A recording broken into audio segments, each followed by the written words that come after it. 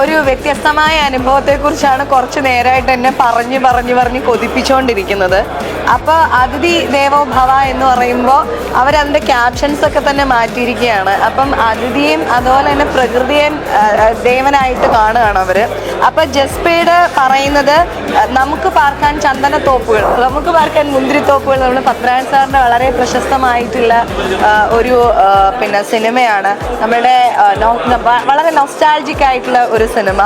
ആ ക്യാപ്ഷനും അതും ഇവർ അടിച്ചു മാറ്റിയിട്ട് നമുക്ക് പാർക്കാൻ ചന്ദനത്തോപ്പുകൾ എന്ന് പറഞ്ഞിട്ടാണ്. കാട് 10,500ഓളം ചന്ദന മരങ്ങൾ, അതിൻ്റെ ഉള്ളിലത്തെ കാടിൻ്റെ ഉള്ളിൽ കേവ്സ്, ഗുഹകൾ, അതിൻ്റെ ഉള്ളിൽ തന്നെ എന്താ പറയുക നമുക്ക് താമസിക്കാനുള്ള സൗകര്യം, അതോടൊപ്പം തന്നെ അതിൻ്റെ ഉള്ളിൽ സ്വിമ്മിംഗ് പൂള്, വാട്ടർഫോൾസ് എല്ലാം റൂമിൻ്റെ ഉള്ളിൽ തന്നെ സെറ്റ് ചെയ്തിരിക്കുന്നു എന്നൊക്കെ പറയുമ്പോൾ എനിക്കും വന്ന് കാണാനായിട്ട് ആഗ്രഹമുണ്ട്.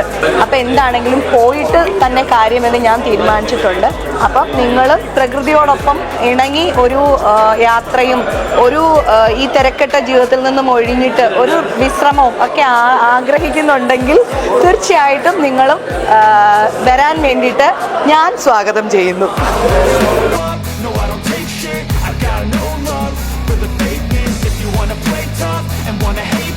I'll always show up and make a statement. I don't ever slow up, no I don't take shit. I got no love for the fakeness. If you wanna play tough